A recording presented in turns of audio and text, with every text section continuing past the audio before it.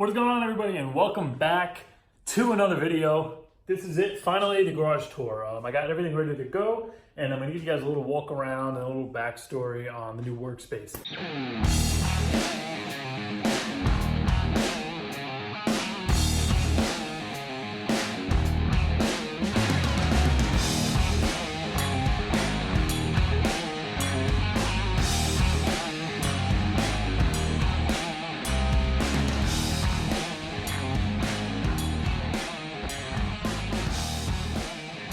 Now, this is a rental that I've had for the Camaro. This is where I would keep the Camaro in the winter, and pretty much whenever I parked it, if I wasn't driving the thing. I don't like to keep it outside because around my house there are a lot of trees and branches are always kind of falling off, and I'd rather have it inside when I'm not actually driving it. So the car's been here for a while, but the thing was, it wasn't really set up for work. There really weren't any tools here. The electricity wasn't good, the lighting was awful, and the whole thing was just falling apart. The floor was just peeling up and the walls were coming down, and it was really just a huge mess. So I just spent the last few weeks kind of cleaning it up and getting it ready so we can actually do some work in here. Now, I didn't make any videos on that just because it really wasn't too major of a thing. It was really just paint and a little bit of electrical work. That was really it. It wasn't like major cool stuff going on. As I actually get more tools to fill this place up, I'm going to start making videos on that stuff. I do actually have quick jacks coming, so I am going to have some kind of a lift. All right, so as I mentioned, this is rented. These tools back here are actually my uncle's. I do use the stuff that's in here, but I have my own little Lowe's Cobalt kit that I use around the house. This is the second one I bought. I got it on like a Father's Day sale last year, and I was planning on using this whenever I got a garage, so I have the second set I just leave here. It's just easier having my own set of sockets where I could just kind of run to. I'm used to using this set at my house, but as for all kind of like specialty stuff and hammers and drills and wrenches, all the big stuff is going to be in here. That little box there I picked up from Harbor Freight. I'll get into all the tool stuff in a second. But for the actual building stuff, as I said, I just did kind of electrical and paint. Starting off with the floor, this isn't epoxy. This is just regular floor and patio paint I got from Home Depot. I was gonna do the epoxy treatment, but after doing some research and hearing the kind of horror stories with the stuff not really sticking and peeling up, even when people went all out and kind of did all this crazy prep, I decided it's not gonna be the best way to go, pretty much because the floor is in such bad shape. I'm gonna throw some pictures up. Basically, it was just patched over years and years and years, and there were like flakes and chunks of concrete coming up and just layers of old paint. I came in here and I power washed this thing probably 3 days, and each time I would come back, more and more paint flakes would come up. I can never get the flakes to stop coming up. The only way to really do this correctly would have been to come in here with one of those resurfacing machines and just resurface the whole slab. Once again, this is rented, so I didn't want to come in here and have to do all that work. Who knows how long I'm actually going to be in this space. So I figured, at least with the patio floor paint, getting the floor as clean as I can, putting this down, it'll allow me to at least, make the place look clean. And I can also touch it up really easy, being it's not a two-part epoxy, whereas you mix the epoxy, you got to throw whatever's left over away. With this, I can kind of crack a can open, just touch it up, throw some flakes down, and it'll look new again. The other thing is I took these Rust-Oleum chips from the epoxy kit and I just threw those in there just to kind of hide some imperfections and make it look a little nicer. For the walls, you can see we're dealing with very old school kind of cinder block walls, nothing to it, no insulation whatsoever. The only kind of insulation we have is on the garage doors here, and this I just added because, as you can see, I do have an air conditioner, and these are just kind of bare tin can raw steel doors. There really wasn't anything in there insulation wise, so I got this 1-inch foam board from Home Depot and stuck that in there just to kind of hopefully keep the sun off the doors, because that is the side that actually gets the sun, and I figured that'll help the air condition work a little better. It's a 14,000 BTU window unit. I got the biggest unit I could find that'll run on regular 115 wall voltage. I didn't want to have to run a 220 in here. I don't even think the power in here could handle it. Even with the compressor and the AC, I can't run them at the same time, so it'll trip a breaker inside the house, so I have to run one or the other, which isn't really a big deal. I'm not really using the air too much anyway. But I just got some indoor-outdoor paint, just painted the walls. I got $8 blinds from Lowe's. And for the ceiling, I just hit it with some white ceiling paint. You see the tape job really isn't in that great shape. The ceiling's probably 50 years old, if not older, and I didn't, once again, I didn't want to have to rip this whole thing down and rebuild it. Don't know how long I'll be in here. So I just put some white paint on it just to brighten it up, make it at least look clean. And then I got all these LEDs from Amazon. I think they were like $85 shipped. I got 12 of them, and they just join into each other. I went all the way around with them, and they actually plug into the light bulb up here. And that's controlled by the switch. If I pull this out, you can actually see that's how it was before with before I put those lights. So this is pretty much the light we had. And this cabinet light under here wasn't even there. So that was basically it. You can see lighting isn't all that great. When I'm factoring in the floor and not really having anything here tool-wise, it just really wasn't a place to do any work. That's why I kind of waited so long to finally fix everything up. Plus the fact that now that I have the Trans Am and I'm starting to kind of dig into the Tahoe, plus the stuff the Camaro needs, I figured I'm definitely going to want to use the space because it's going to be easier just having the car apart if I have to do any major work to it, because I want to eventually swap out the heads and the cam, and right now I have to pull the transmission again to do the scatter shield. So having a place where I can just pull the car apart and work on it day by day is going to be a lot better than keeping it in the driveway. Plus, if this is down and I want to go and do stuff on the Trans Am, I can still have the driveway free at the house to work on this, or just work on it right here. I don't have to kind of focus on one thing and try to rush to get it done, being the car's outside and I have to work in the rain and kind of deal with the weather. I could just kind of work on my own pace and bring you guys more detailed videos. Then on to the electrical. So initially there were only a couple outlets in here. This outlet was here with that switch, and that outlet was over there. What I ended up doing was adding a double to this. This was a single outlet before, so I added one more outlet to this, ran the conduit under here, and put another 3 outlets there with the USB so you could charge your phone. I charged my GoPro batteries, and then I just ran that over to another outlet over there. And once again with USBs, and that goes up and over, and I had to put a plug there for the air conditioner and the air compressor. Now the way I had this set up before, I had the snap-on box over there and I had the Yukon box under here. That's why the outlets are kind of covered, because when I was putting this together, I didn't actually think I would have room in the middle to open the drawers all the way. I thought the box was kind of wider than this. So I put it over there because you can see the way I have the car positioned. I'll get to that in a second. But I can still open the drawers, but it turns out being that I couldn't open the bottom ones all the way. So I decided it's just going to be better to have the box in the middle. Plus my uncle has to get in here to get some tools or something.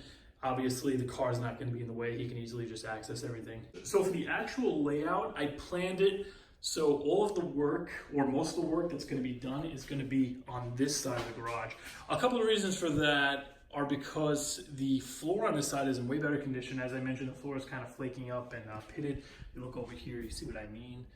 There's just kind of some dips, and there's like patches, and it's kind of uneven over here. So if I'm under there in a creeper, it's probably gonna get hung up and cracks in the floor and stuff. So that side of the garage, nothing was ever really parked on, so the floor is in way better condition.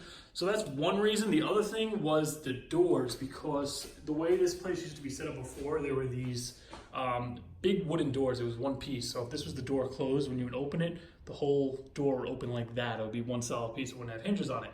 So when these doors were replaced, for some reason the hinges or the mechanism was different or shorter, and the new rails were actually going to interfere with the crawl space up top, and nobody would be able to actually get up there with the rails there. So they ended up cutting this short, and this door only goes up about 3/4 of the way. It pretty much stops like right here when it's up. So if I want to get the Yukon, not the Yukon, if I want to get the Tahoe in here, or a Yukon or any kind of SUV, it's not going to fit. I have to go through this side.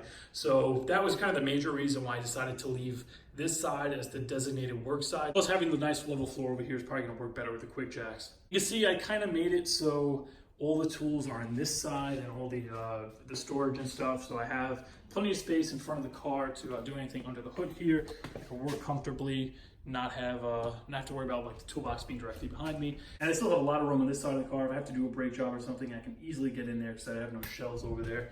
But the way it's set up too, the middle is pretty wide, so I can still kind of angle the car this way if I need a little more room there if I'm doing a brake job or something. But you can see I put the shelf over here just for that reason, so I could kind of have that side empty and the primary workspace. And then over here, the Camaro is pretty much going to be parked here.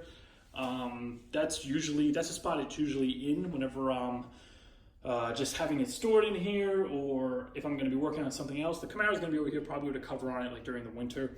So I put this piece of wood under here for the tire to hit. So the way it is, when the car is all the way up, or it actually hits that piece of wood, it's pretty much as far back as it could go against the door. And that just leaves me more room up here to get into the toolbox and just walk around.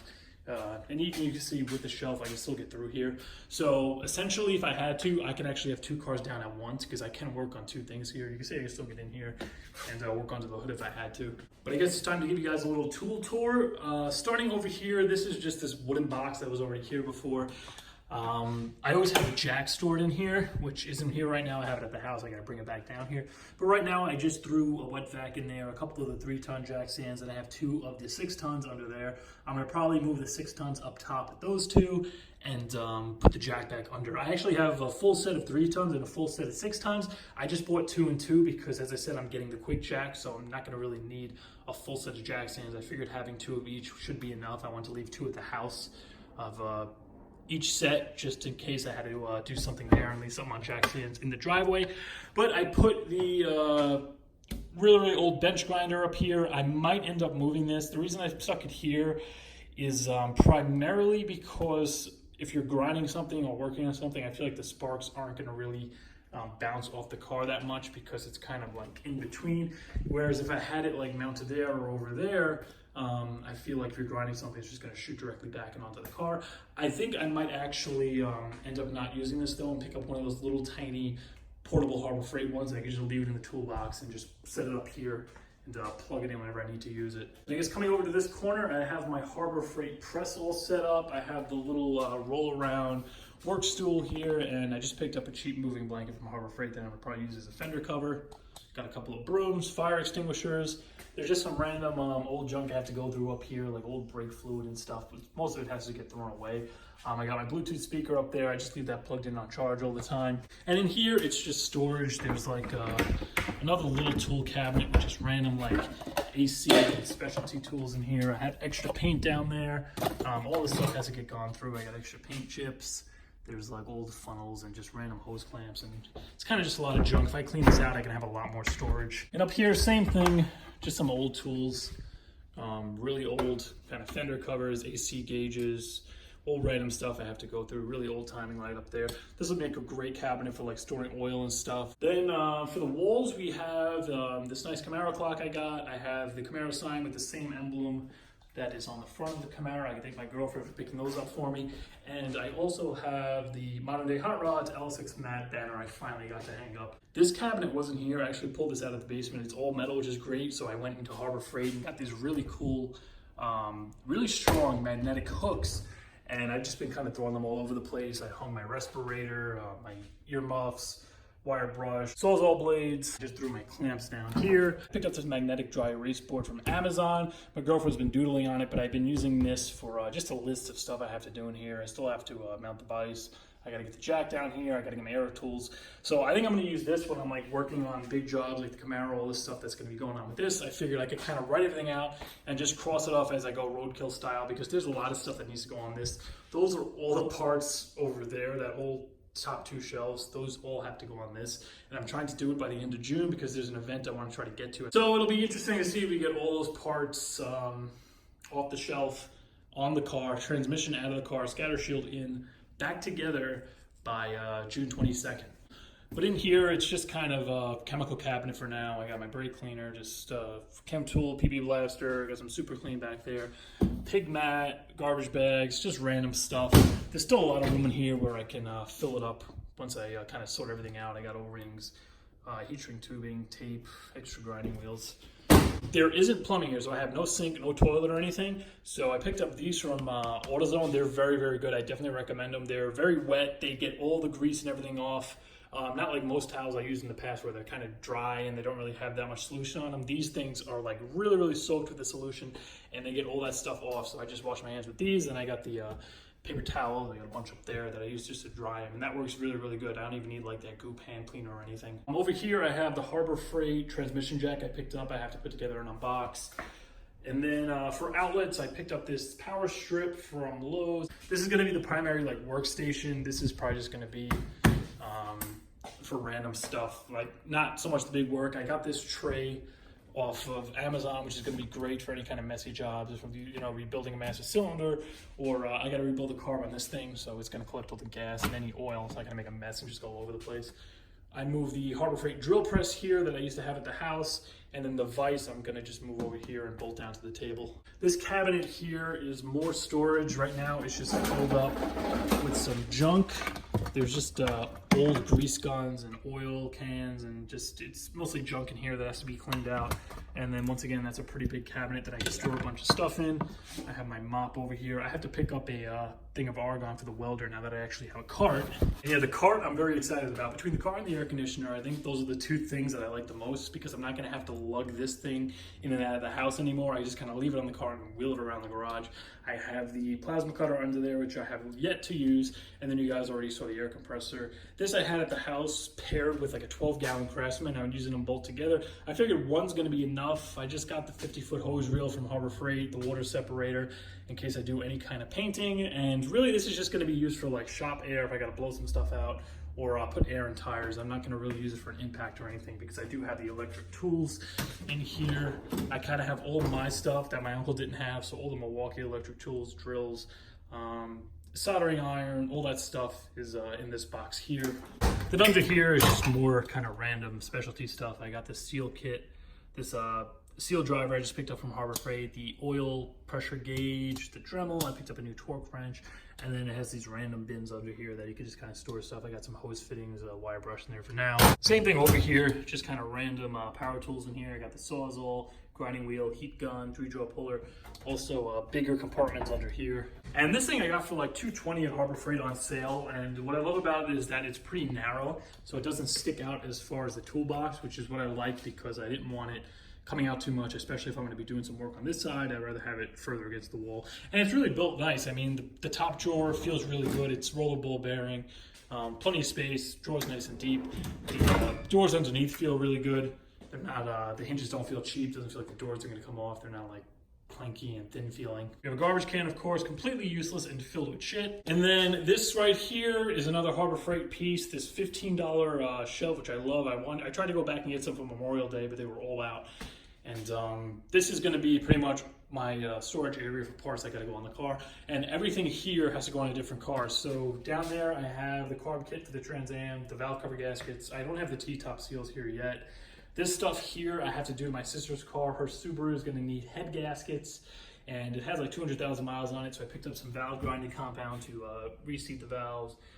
Valve seals, I got the Amazon Basics oil there. If you guys would like to see that, let me know, because I'm probably going to be working on that soon, and that's probably going to be one of the bigger jobs that I first do in here, aside from all the stuff that needs to be done to the Camaro, is pulling her car apart and doing head gaskets on that Outback. So if you guys would be interested in seeing that kind of work, let me know, and I'll record that and upload it for you. And then, of course, everything on the top here is going on the Camaro. That's going to be in the next video. I'm going to go through all this stuff, and we're probably going to start working on it. But yeah, most of this has to be on the car by the end of June. So hopefully I'm going to be able to meet that deadline and get this thing back to the track. And then I just picked up these foam anti-fatigue mats from Harbor Freight and just laid them across the front here. Being this is probably where I'm going to be mostly standing, working on the front of the car. And I think it's going to protect the paint, being it's not an epoxy, being this is going to be like a hydraulic area. It should prevent it from peeling up so easily. All right, so I think that is pretty much everything. Told you guys about the paint, the floor, the lights, all the tools. Anybody who subscribed to the LS and the Camaro stuff, you're going to be seeing a lot of this car because it is Camaro season, you know, winter's gone. I want to get this thing back to the track, and it does need a shitload of stuff. So everything from here on out is probably going to mostly be Trans Am and Camaro. I'm sorry for anybody who loves the Tahoe videos. That thing's not going anywhere. You know, I'm sure you're going to see random stuff here and there, repairs, stuff that goes wrong. I'll be sure to film it if something goes out and I have to do a repair on it. But once it actually gets... you know, when winter starts to come around again, that's where you're going to see more of the Tahoe and probably more of the Trans Am, because I'm going to probably really start digging into the engine. We're going to be doing the power stuff in the fall and winter as kind of like a winter project. Right now, we need to get this thing up and running because I want to take it to events. I want to possibly, hopefully, autocross it this year, at least go to one event. I've been trying to do it for like the past 3 or 4 years. I can never seem to get to an event with it because the car's either down for some reason, or I'm just lazy, or I just don't have the time to go. So Primary focus from here on out is going to mostly be about the 3rd gens. Also, I apologize for the echo. I'm going to try to do something about that. I'm kind of waiting to see how well the AC works, because if it's not getting too cold in here, being, you know, there's no insulation, it's just cinder block, I might maybe frame it out and stick some like fiberglass insulation on the walls, or maybe do foam boards. But if the air condition does work, I think I'm just going to pick up some of those like sound dampening foam panels and just stick them to the walls. Hopefully that'll drop the echo down. But I hope you guys enjoyed this little tour of the new shop. Next video coming out, we're going to be working on this baby here. I'm going to give you the entire outline of everything that needs to be done as far as those parts go, when they're going on the car. And yeah, we're probably going to start putting them on next video. So we're just going to make a list. I'll show you guys what's going to be happening, and then we'll start cracking open boxes and getting to work on it. But that is going to do it for this video. So I hope you guys enjoyed it. If you did, please be sure to like, comment, share, subscribe, and I'll see you very soon.